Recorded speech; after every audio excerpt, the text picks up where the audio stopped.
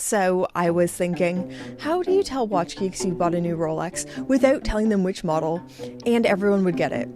And this is what I've come up with.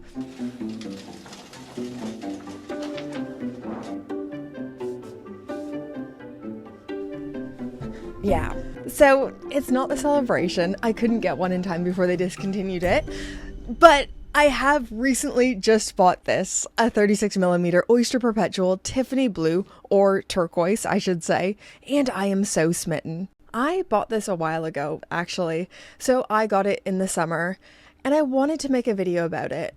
But I think when you spend so much of your life online and share so much of yourself online, there are some things you just want to keep to yourself. But also, I'm so excited to have this watch. I needed to share it. So if you're new here, my name is Brittany, and on this channel we just talk all things watches, and this has kind of been the place where I've been documenting my watch collecting journey. Which brings us to this, my newest acquisition. Every year I say, this is the year I'm going to buy neo-vintage dress watches. I only want small refined pieces from the 90s and 2000s. But then I get a call from the authorized dealer and I spend all my money on another Rolex. First world problems. Oh my gosh, what is wrong with me? I think this one specifically captures how slow moving I am on trends and how long it takes for me to warm to design changes. Rolex first introduced the flat colorful dials in 2020 and I wasn't into them. That was actually the same year that I bought the black dial variation. I had zero interest in the colorful ones. But like many things, time wore me down. I came around on these and finally put my name down for the Turquoise. I honestly never thought I was going to get the call on one, especially in the 36mm. I know this is one of the more desirable models, and especially after I didn't get a celebration before it was discontinued. But the AD works in mysterious ways. This one scratches a pretty specific itch I had. I wanted something a bit more fun summertime, go anywhere, do anything, without being as sporty or loud as a G-Shock. This will be the watch I bring on holidays, go out for cocktails in, wear to my son's soccer practice, and it's still pretty robust despite looking so jaunty. Looking at the specifications, this has a case diameter of 36mm, thickness of 11.6mm, and a lug-to-lug of 43.5mm. Proportion-wise, this might be one of the most versatile watches you can buy. It's going to work for a lot of wrist sizes. For reference, here it is on my 5.5-inch wrist versus my husband's 7-inch wrist. It brings me no joy to have to admit this, but I do think it looks slightly better on my husband's larger wrist, but I think it still really suits a smaller wrist.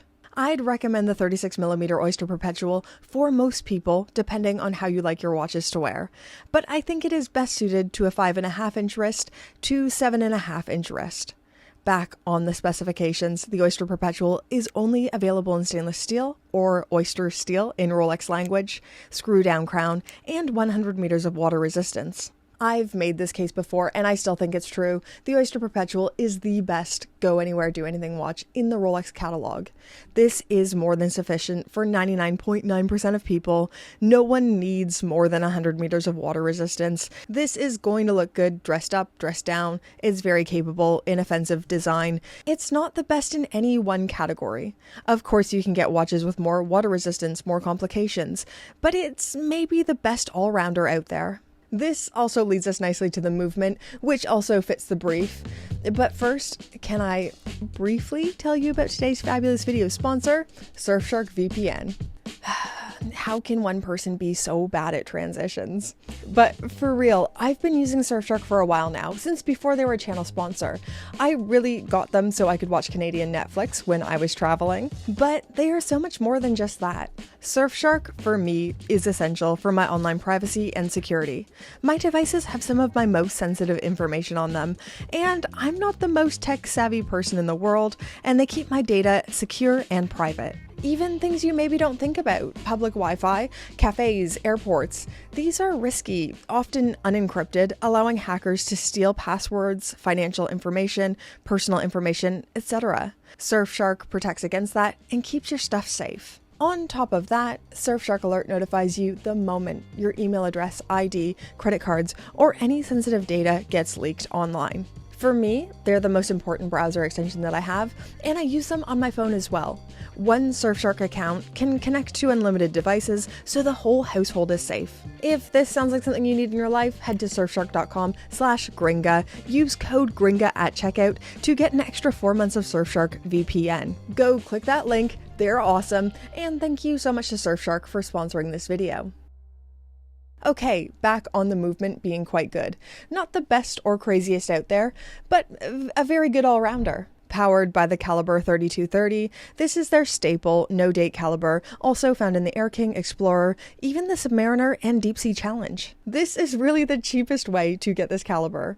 It's all the things we expect from Rolex, superlative chronometer at -2 + 2 seconds per day after casing, and 70 hours of power reserve. One thing Rolex does so well is good, accurate, long power reserve movements. Zero complaints from me, exactly what we expect. Turning our attention to the bracelet. If you're not as familiar with Rolex bracelets, this is fitted with the Oyster style 3-link fully brushed bracelet. It has the classic style clasp, so the folding clasp versus the professional flip lock, and a 5mm comfort extension.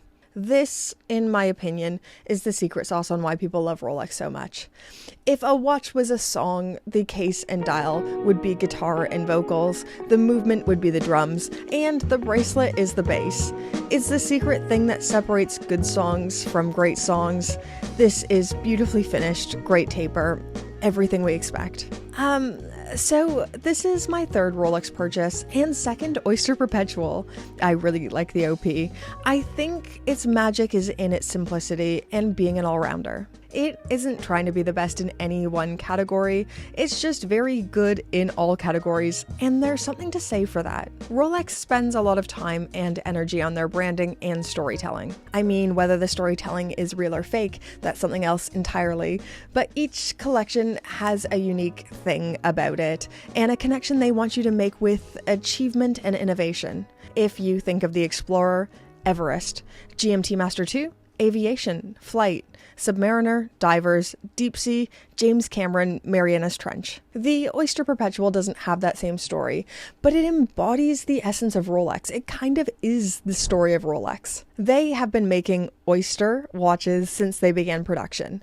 The Oyster Perpetual specifically couldn't exist until the self-winding movement came into being, or perpetual rotor. Rolex didn't technically invent the first automatic watch, but in 1931 they invented and patented the first self-winding 360-degree rotating rotor, or perpetual rotor. The OP is quietly maybe the most significant watch for the brand.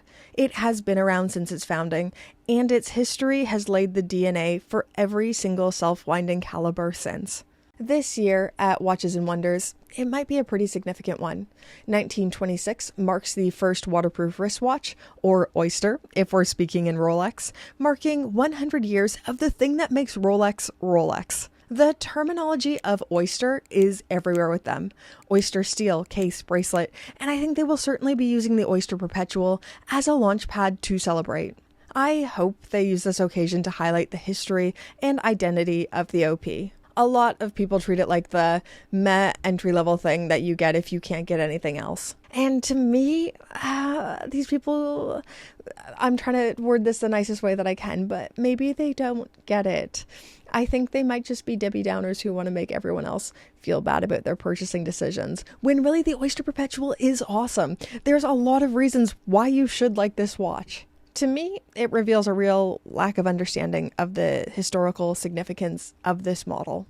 Okay, I'm going to stop talking about history. I don't think many people buy watches because of the backstory. It kind of helps. It helps validate watches you already like, but I don't think people buy watches off the back of storytelling. But I think for most people, it is about finding a genuinely good product. Well made, fantastic build quality, just solid watches. Honestly, I'm so happy with this one. I really like it. I was so excited I had to come on and make a video about it. I'm in this headspace where it still looks really new. It doesn't have any scratches or anything on it yet, and I love it. I mean, I know it's gonna get those scratches, I know it will come, but it looks so fresh and clean. I said it earlier, but this fills a gap I feel like was missing in my collection. I don't need any more black dials or dive watches. Now I just want to add in more fun personality pieces, and I think this is a real Rolex collector watch. I know these flat lacquer dials won't be around forever, and I grew to love them. It took me a while, but I did grow to love them. So I'm over the moon. I just couldn't be happier that I was able to get this allocation. I think Rolex is going to do something big with the OP this year at Watches and Wonders. Let's speculate in the comments down below. How do you think they're going to celebrate 100 years of Oyster? Thank you so much for your viewership. Thank you to Surfshark for sponsoring this video, and thank you to the Pope tier patrons. Oh yeah, get their names on the screen. Hello Pope tier patrons. I don't know how this is gonna look. I'm very nervous about editing this. I hope it doesn't look awful. It's hard when you've like nailed your set. It's all easy, ready to go, and then you add something new into the mix and you hope for the best. And color is quite a different thing for me. Anyways, this section isn't about me, it's about you. Thank you so much for supporting my weird little channel. I'm so glad you enjoy the content we're making here, you enjoy the work. I love making it, and I'm just so glad anyone enjoys watching it. Thank you so, so much. I always say it, but you know, if there comes a time where it's not financially viable for you to keep supporting the channel, honestly, don't worry about it. Thank you for supporting it at all. You're awesome, watches are awesome, and we'll see you in the next one.